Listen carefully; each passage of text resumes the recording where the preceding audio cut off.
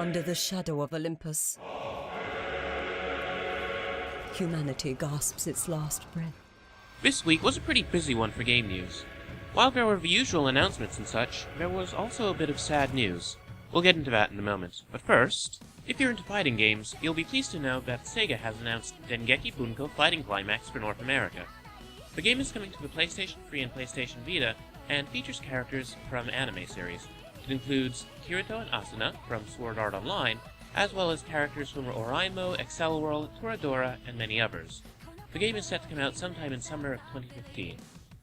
While the game has been previously released in Japan, this is the first news of Dengeki Bunko Fighting Climax coming to North America.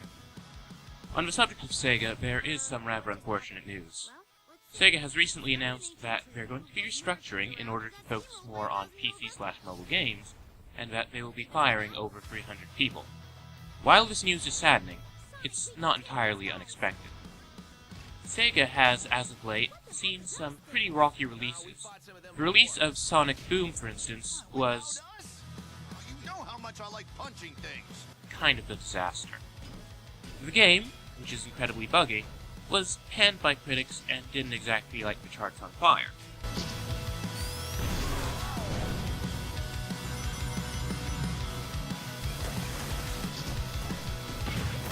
Perhaps it would be wise of Sega to aim a little bit smaller with their next releases, and make their money back with smaller, but more potentially profitable games? Or perhaps they could go all out and release a Dreamcast too. Well, whatever the case, we wish them success, and we hope that those displaced find new jobs very soon. On the subject of games and unemployment, we have more unfortunate news, this time for Joystick. The website Joystick, which is a games website, or was a games website, is going to be shut down by its parent company, AOL, and folded into Engadget, AOL's tech site. As a result of this, many jobs will, unfortunately, be lost. We wish our colleagues the best over at Joystick. On a happier note, if you've been playing the totally not depressing game Prison Architect, you'll be pleased to know that Alpha 29 of the game has been released. This update adds parole, libraries, and places of worship to the game. The developers have also announced that the full game is set to launch sometime in 2015. While we're on the subject of creatively oriented games in early access, you might be pleased to know that Medieval Engineers by Keen Software House is coming out on February 19, 2015 to Steam's early access. Unlike their previous game Space Engineers, Medieval Engineers, as you may guess, takes place, well, in medieval times.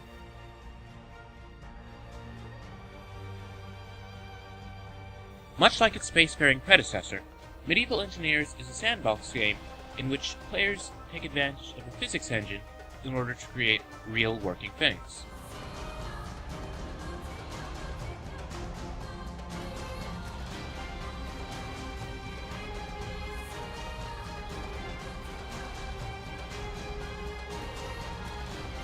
According to the developers, Medieval Engineers concentrates on construction aspects, but can also be played as an action game.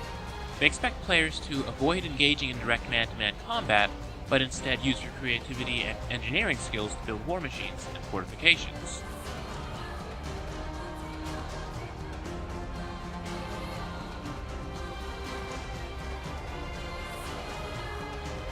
Space Engineers was both critically acclaimed by the press and by players. Hopefully, Medieval Engineers is just as good when it comes out.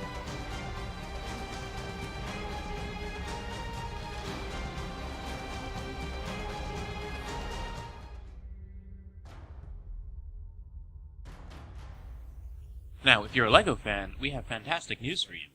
LEGO Jurassic World and LEGO Avengers games are coming to PC, Xbox One, and Xbox 360, PlayStation 3, 4, and Vita, as well as the 3DS and Wii U sometime in 2015. At current, there isn't any gameplay footage available, just some logos, but if the previous LEGO games are anything to go on, these will definitely be pretty fun when they come out. If you're a PlayStation Plus user, you'll be really pleased to know that this month's free games are fantastic. For PlayStation 4, you get Transistor and Apotheon. For PS3, you get Yakuza 4 and Thief. For Vita, you get Kick and Fenric. And for all three platforms, you get Rogue Legacy.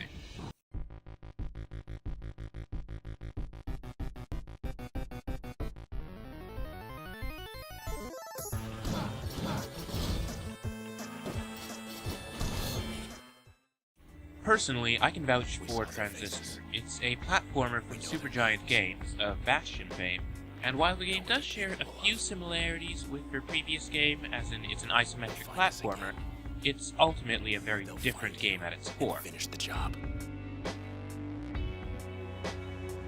Unless you find them first. If you've not yet played Transistor, I strongly recommend checking it out. There's a very interesting story, strategic gameplay, and fantastic voice acting. Logan Cunningham, who you might remember as Rux from Bastion, has returned to narrate this game. However, his role is a little bit different. And while we're on the subject of the game's audio, the soundtrack in Transistor is absolutely divine.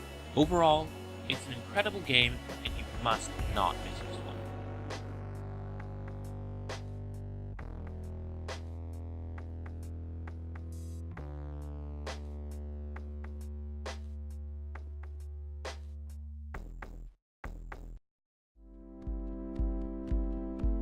I believe video games are the future of storytelling, and I think this is just a prehistory of video games. We're just pioneers. This industry is just learning to walk on its feet right now, and that's what inspires me. It's being part of that incredible movement. On the subject of story-oriented games, Square Enix has just released the first episode of their latest game, Life is Strange. But I can't take this. Of course you can. My dad would be pissed if I never used it, and now I know it'll be used awesomely. For this game, we knew that we wanted to deal with more intimate feelings, some nostalgic aspect.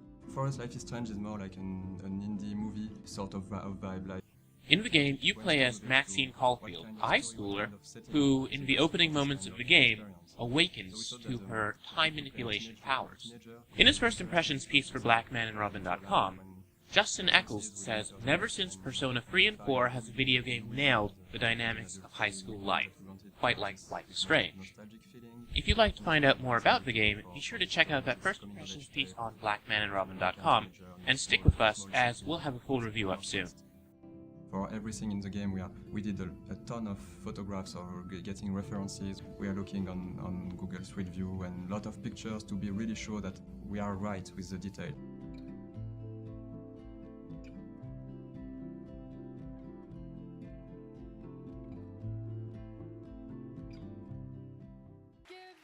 If you're a fan of Minecraft, we have some fantastic news for you.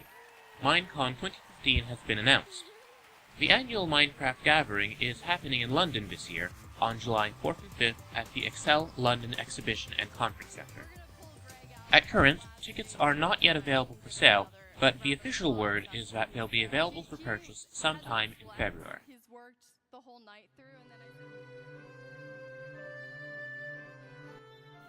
And now for something very different. Sherlock Holmes, Consulting Detective, is up on Steam Greenlight. The title features 3 mysteries that come with a technology we've not seen since the 90s. Full motion video.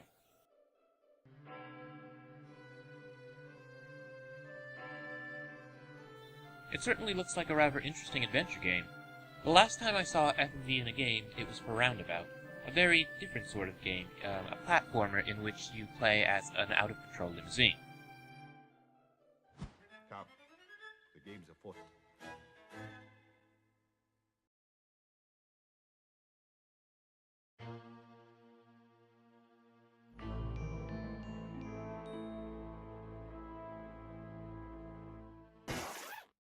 Buenos días.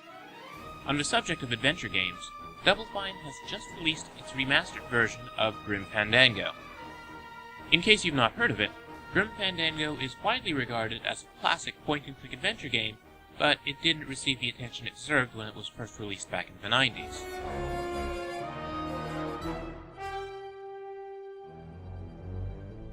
Finally, Might and Delight has released an adorable video for their upcoming game, Shelter 2. In Shelter 2, you play as a mother lynx, and you start out pregnant. You'll eventually give birth to a litter of lynx cubs, and your goal is to help them survive. Now, I played the first Shelter game in which I was a badger, and I absolutely loved that game, but I could only play it once as it broke my heart. Hopefully, I do a little bit better in the next game.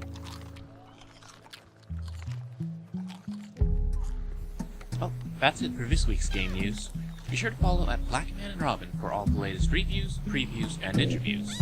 Follow me at Jordan Cameron for my overviews.